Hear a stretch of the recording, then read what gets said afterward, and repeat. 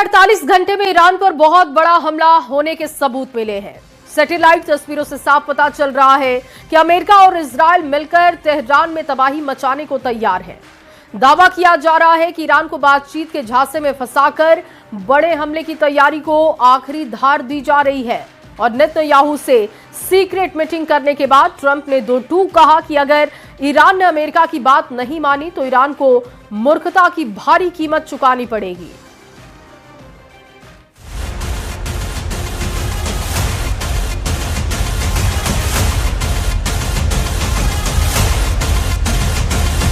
Look at that. It's over. We must continue the strikes. This aggression will not stand. We dismantle their capabilities now.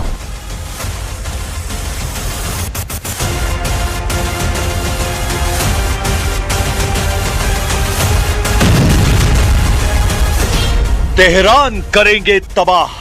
3 घंटे में blueprint तैयार।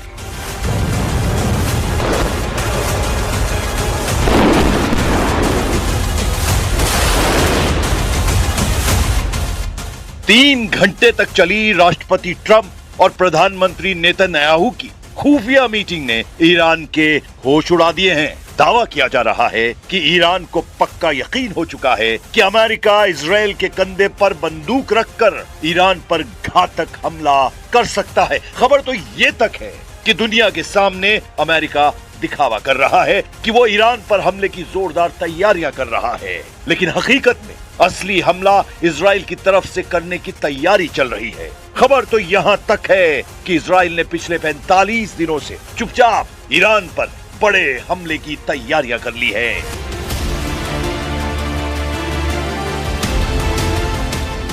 पूरा पश्चिमी Asia या कहें middle east इस वक्त सांस रोककर ईरान पर होने वाले हमले का इंतजार कर रहा है। ईरान भी अच्छी तरह से जान चुका है इस वक्त अमेरिका एक बार को बातचीत के बहाने अमेरिकी हमलों को रोका जा सकता है, लेकिन इजराइल को हमला करने से रोकना लगभग असंभव है। तो ऐसे में सवाल है, इस वक्त जंगी की कौन सी चालें चली जा रही हैं? ईरान को रौंदने की तैयारी, 20 देशों का वॉर प्लान एक्टिव। कुछ विशेषज्ञों के मुताबिक इस वक्त ईरान पर हमले को लेकर फूंक फूंक कर कदम रखे जा रहे हैं। खबर है मीडिया के जरिए अमेरिका और इजराइल दोनों ही ये दिखाने की कोशिश कर रहे हैं कि ईरान पर हमले को लेकर अमेरिका और इजराइल में गंभीर मतभेद है। दावा तो यहां तक किया गया है कि इजराइल के पीएम बेंजामिन नेतन्याहू और डोनाल्ड ट्रंप के बीच 3 घंटे से ज्यादा तक मीटिंग हुई, लेकिन कोई ठोस नतीजा नहीं निकला। दावा किया जा रहा है कि अमेरिका ईरान के सिर्फ परमाणु प्रोग्राम पर ही बातचीत करना चाहता है, जबकि इजराइल का कहना है कि ईरान के परमाणु प्रोग्राम के साथ साथ ईरान की बैलिस्टिक मिसाइलों को भी प्रतिबंधित किया जाए, लेकिन अमेरिका तैयार नहीं है। ये हुआ खबर का वो पहलू जिसने दुनिया को दिखाया और समझाया जा रहा है, लेकिन अब समझिए पर्दे के पीछे नेतन्याहू की ट्रंप चाल, यानी अमेरिका ईरान को बातचीत के झांसे में फंसाए रखेगा और इधर इजराइल मौका मिलते ही ईरान पर हमला कर देगा। अमेरिका ये चाहता है कि हम ईरान को मजबूर कर दें कि ये इजराइल का हमला है, ना कि अमेरिका। ऐसी स्थिति में अमेरिका पीछे से इजराइल की मदद करता रहेगा और ईरान अपना पूरा फोकस इजराइल पर करेगा। यानी अमेरिका ईरानी वार्ताकारों को यह समझाने की कोशिश में जुटा है कि अमेरिका ईरान पर हमला नहीं करेगा, लेकिन अगर इजराइल ने किया तो वो जिम्मेदार नहीं होगा। इसलिए अमेरिका और इजराइल ने पूरे पश्चिम एशिया या कहें मिडिल ईस्ट में 18 से 20 देशों को ध्यान में रखकर ऐसी जंगी रणनीति बनाई है। ایران ما در مقابل زیادخواهی های آنها سرخم نخواهد کرد. ایران ما در مقابل بی‌عدالتی ها و تجاوز ها کوتاه نخواهد آمد. ولی ما با تمام قوا در جهت صلح و آرامش در منطقه با کشورهای همسایه در حال گفتگو هستیم. अमेरिकी नौसेना का सबसे शक्तिशाली परमाणु संचालित विमान वाहक पोत यूएसएस अब्राहम लिंकन यानी CVN-72 मिडिल ईस्ट यानी मध्य पूर्व के बेहद करीब पहुंच चुका है। यह दक्षिण चीन सागर से रवाना होकर अब अमेरिकी सेंट्रल कमांड सेंटकॉम के अधिकार क्षेत्र में प्रवेश कर चुका है। अमेरिकी राष्ट्रपति डोनाल्ड ट्रंप ने कहा था कि ईरान बातचीत में रुचि दिखा रहा है, लेकिन इस बयान के बाद तेहरान ने चेतावनी दी है कि हमारी उंगलियां ट्रिगर पर ही हैं। इसी बीच अमेरिका का सबसे विध्वंसक युद्धपोत यूएसएस अब्राहम लिंकन ईरान के करीब पहुंच चुका है। अमेरिकी aircraft carrier USS Abraham Lincoln के साथ पूरा जंगी बेड़ा चलता है। इस युद्धपोत को अमेरिका के दुश्मनों का काल माना जाता है और कहा जाता है कि ये युद्धपोत अकेले ही ईरान की पूरी सेना को धूल चटा सकता है। इसके साथ स्ट्राइक ग्रुप में गाइडेड मिसाइल क्रूजर, विध्वंसक जहाज, सबमरीन और अन्य युद्धपोत शामिल होते हैं। यूएसएस अब्राहम लिंकन को समंदर में चलने वाला सबसे बड़ा जंगी बेड़ा माना जाता है और इस युद्धपोत पर अमेरिका के सबसे घातक लड़ाकू विमान तैनात है। अमेरिकी नौसेना सुरक्षा कारणों से युद्धपोत को गहरे समंदर में डार्क मोड में ला रही है, यानी इस वक्त युद्धपोत के ट्रांसपोंडर बंद हैं, उसके सिग्नल नहीं मिल रहे हैं। आप ये जान लीजिए, जिस अमेरिकी नौसेना का आर्माडा कहा जा रहा है उसमें कौन कौन से जहाज हैं जो ईरान के लिए काल बन सकते हैं। इस आर्माडा यानी जंगी बेड़े में शामिल मुख्य विध्वंसक और सहायक जहाज शामिल हैं। यूएसएस अब्राहम लिंकन बेड़े का नेतृत्व कर रहा विमान वाहक पोत है। यूएसएस मोबाइल बे यानी मोबाइल बे, ये एक टिकोंडेरोगा क्लास की गाइडेड मिसाइल क्रूजर है। डिस्ट्रॉयर स्क्वाड्रन 21 यानी डेस्ट्रॉन 21, इसमें कई घातक अर्ले बर्ग क्लास डिस्ट्रॉयर शामिल हैं, जिनमें मुख्य रूप से यूएसएस माइकल मर्फी यानी डीडीजी 112, यूएसएस स्प्रुअन्स यानी DDG 111, USS Frankie Peterson junior मतलब डीडीजी 121 साथ चल रहे हैं। इनके अलावा यूएसएस जॉर्ज एच.डब्ल्यू. बुश के नेतृत्व वाले एक दूसरे स्ट्राइक ग्रुप के भी क्षेत्र की ओर बढ़ने की खबरें हैं। इनके अलावा अमेरिका ने मिडिल ईस्ट में अतिरिक्त F-15E स्ट्राइक ईगल लड़ाकू विमानों की तैनाती की है। ईरान के पास फारस की खाड़ी और ओमान की खाड़ी में पहले से ही यूएसएस मिट्शर और यूएसएस मैकफॉल जैसे डिस्ट्रॉयर तैनात हैं। वहीं ईरान की रेवोल्यूशनरी गार्ड्स यानी IRGC ने भी चेतावनी दी है कि उनकी उंगलियां ट्रिगर पर हैं। डोनाल्ड ट्रंप ने जिस तरह से धमकी दी है वो ईरान पर बहुत बड़े हमले का संकेत साफ तौर पर दे रही हैं।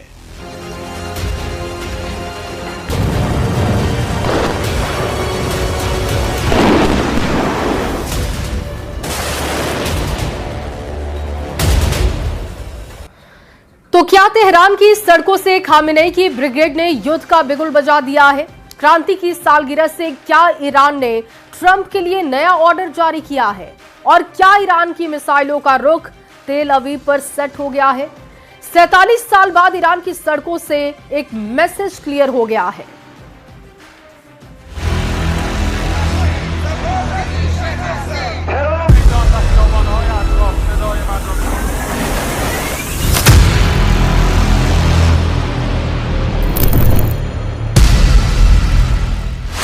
ईरान की सड़कों पर उतरे कमांडर, क्या अमेरिका के ठिकानों पर सबसे बड़ा हमला होने वाला है? तेहरान की सड़कों पर बैलिस्टिक मिसाइलों की तैनाती, क्या तेल अवीव पर मंडरा रहा है तबाही का साया?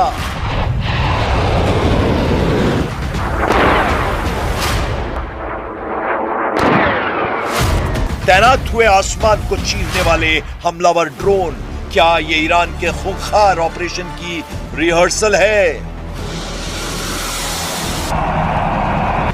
ईरान ने दिखाई मोबाइल लॉन्चर की ताकत, क्या ईरान ने अमेरिका और इजराइल से फुल एंड फाइनल युद्ध का मन बना लिया है?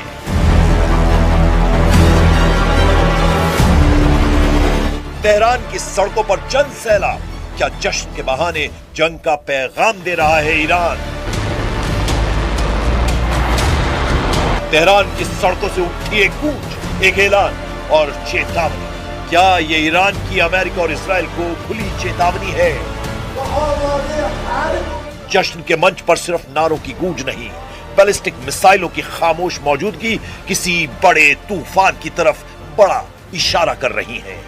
आसमान की तरफ इशारा करते ड्रोन, क्या ईरान ने अपना इरादा जाहिर कर दिया है कि वो जमीन से नहीं आसमान से हमला करेगा? मोबाइल लॉन्च सिस्टम, क्या ये सिर्फ ताकत की नुमाइश है या ईरान के बड़े फैसले की तरफ इशारा है? ما در قبال دنیا و مردم خودمون صادقیم. ما به دنبال سلاح هسته‌ای نیستیم. ما بارها و بارها این رو اعلام کردیم و آماده هر گونه راستی آزمایی هستیم. دیوار بلند بی‌اعتمادی رو که آمریکا و اروپا در قبال اون حرفهایی که میزنند ایجاد کردن اجازه نمیده که این گفتگوها به نتیجه برسه. ایران ما در مقابل ईरान ने जंग का बिगुल बजा दिया है, इरादा भी जाहिर कर दिया है, टारगेट को भी फिक्स कर चुका है। हम बस वो सबूत दे रहे हैं कि कैसे ईरान अमेरिका और इजराइल पर भड़का हुआ है। قطعا نیستم، چون هیچ وقت به عهد و پیمانشون وفادار نموندن، همیشه دشمنی خودشون رو به ما ثابت کردن. به نظرم فایده‌ای نداره کلا گفتگو باهاشون. همونطور که رهبرمون گفتن، جنگی که بعد از جنگی که اتفاق بیفته یه جنگ منطقه‌ای خواهد بود و قطعا ما آمریکا رو از این منطقه بیرون خواهیم کرد. भस्म कर देगा ईरान खामनेई की 5 कस्में। तेहरान की सड़कों पर उमड़ा ये जन सैलाब सिर्फ सालगिरह का जश्न नहीं लगाता। हजारों लोग हाथों में झंडे, अमेरिका और इजराइल के खिलाफ नारे। जब किसी मुल्क में टकराव का माहौल बनता है तो सबसे पहले आवाम को एकजुट दिखाया जाता है। ये भीड़ एक संदेश है। जंग के मैदान में खामनेई अकेले नहीं है। और क्या ये लड़ाई सिर्फ राजनीतिक ताकत की नुमाइश भर है? مطمئن مردم خوب میدونن دوست رو از دشمن تشخیص میدن و میدانن نتیجه کمک‌های آمریکا شد سوریه، نتیجه کمک‌های امریکا شد افغانستان، نتیجه شد تو عراق دیدیم، نتیجه شد توی در واقع میدانیم که برای اینکه دشمن مایوس بشه باید قوی بشیم، باید رو زانوی خودمون دست بگذاریم و بلند بشیم. مطمئنم این قدرت رو داریم. जश्न के बीच सभी का ध्यान खींचती ये बैलिस्टिक मिसाइलें, दुश्मनों के ठिकानों को एक पल में तबाह करने की ताकत और इन मिसाइलों की मोबाइल लॉन्चर पर तैनाती। जंग से पहले ऐसी मिसाइलें तेजी से तैनात की जा सकती हैं और दूर बैठे दुश्मन का काम कब तमाम कर दे पता भी नहीं लगेगा। तो क्या सिर्फ चेतावनी है या तैयारी है जंग की? اونا قابل اعتماد نیستن. هر وقتی هر چیزی گفتن دفعه قبلم که همین بود. تو مذاکره بودیم که اون کارو کردن و این خیانتو کردن و زدن. میخواد ایرانو غارت کنه. این ذخایر نفتی و کلی ذخایر دیگه‌ای که داریم دنبال غارت ایناست که بیاد این آش رو با جاش برداره و بعد بره. तेहरान की सड़कों पर दिख रहा फ्लाइंग विंग ड्रोन जंग का सबसे खामोश हथियार और ईरान की सबसे बड़ी ताकत।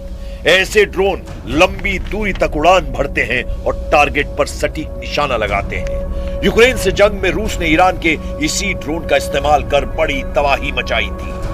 अब सवाल यह है कि ईरान ने ये ड्रोन सिर्फ ताकत दिखाने के लिए लगाए हैं या उसके मिलिट्री ऑपरेशन की तैयारी का हिस्सा हैं। ट्रक पर लगा ये कैनिस्टर बेस्ड लॉन्च सिस्टम तेज और अचानक तैनाती के लिए जाना जाता है। ऐसे सिस्टम दुश्मन को पहले से संकेत दिए बिना एक्टिव हो सकते हैं। जब हथियार खुले मंच पर इस अंदाज में दिखाए जाएं तो वो सिर्फ प्रदर्शन नहीं, ये इरादा और इशारा दोनों है कि हम जंग के लिए तैयार हैं। ईरान की लीडरशिप का लहजा भी कम सख्त नहीं।